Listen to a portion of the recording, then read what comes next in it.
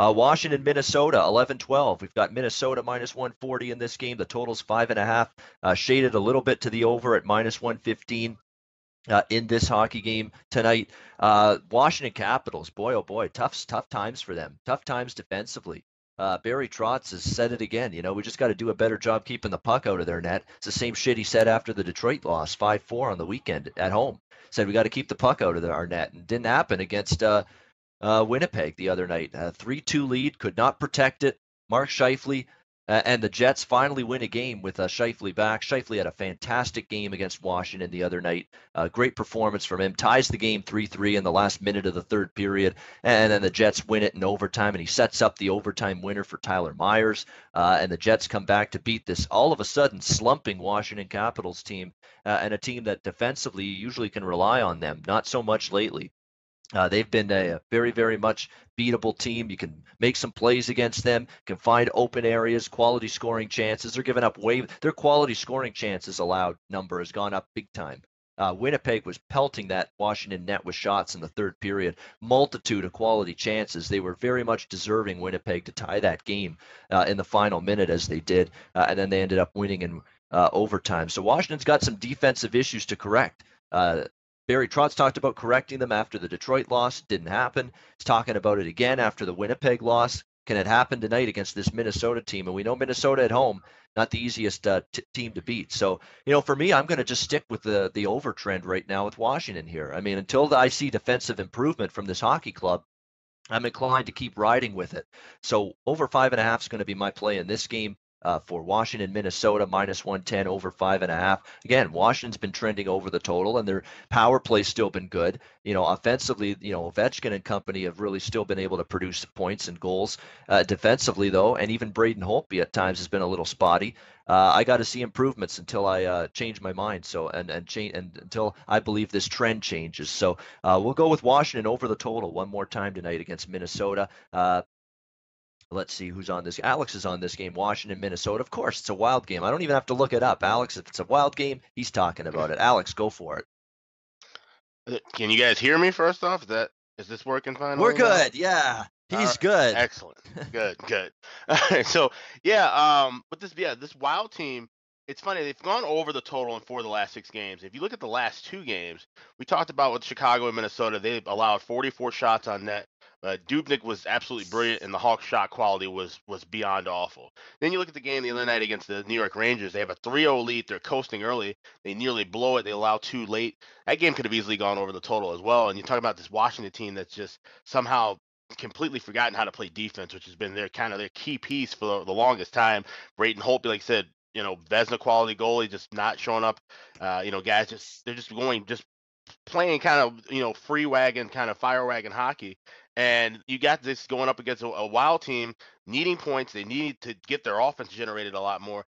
The only way I would look at this game would be over. There's no way I'm going to be looking at playing Washington slumping right now, even at a plus price. I said there's no way I'm taking Minnesota. I've already said that the rest of the year I'm not taking Minnesota.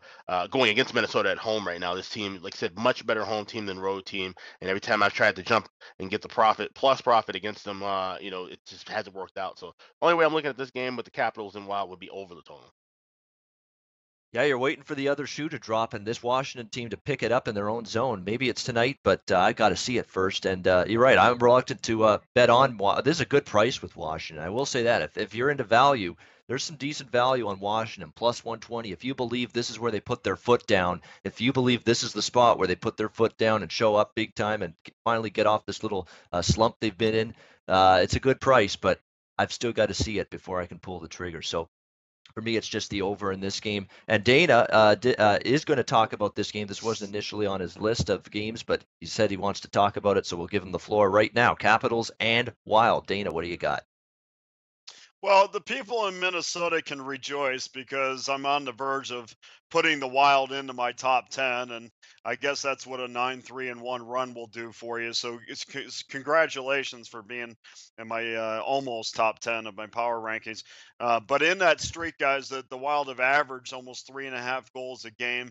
And they've only given up about 2.5 goals a game, which includes 6 to Dallas, and 6 to Pittsburgh. So if you take those games out, they allowed just under 2 goals a game at 1.82 goals per game. So obviously, offensively and defensively, they're on their game. Obviously, you can attribute that to Devin Dubnyk. You can defensively, they're getting fantastic play from Ryan Suter. They're getting, Jared Spurgeon has been fantastic. They're also getting a lot of offense from the blue line as well, which I really like. I mean, if those guys can give you anything, some teams completely could care less about their defensemen scoring or going up in a play. All they're doing is making sure they don't get caught going back down the other end. And Minnesota's done a real good job of taking advantage of that, kind of the way Washington did last year. But I just, for me, they've been completely responsible in their defensive end and reliable in the offensive end as well. So this is the third game on their 5-game road trip right now, or homestand right now, where they're 2-0-1. And Alex could probably tell you, in each one of those games, they had a 3-0 lead. They did blow one of those 3-0 lead, almost blew two actually. One of those games was to the Arizona Coyotes that they finally lost in overtime. But look, they're scoring a ton of goals. They're getting on teams early, and normally you don't blow 3-game leads or 3-point leads, or 3-goal leads rather. And to me, I mean, you're 10-0-3 in your last 13 games at the XL Energy Center.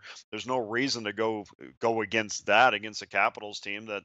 At this point, if you're just taking their last 10 games and using it as a barometer, I mean, I think Minnesota is the better of the two teams. I just think Minnesota is going to have plenty of chances tonight. I think they're going to get a ton of shots to the net.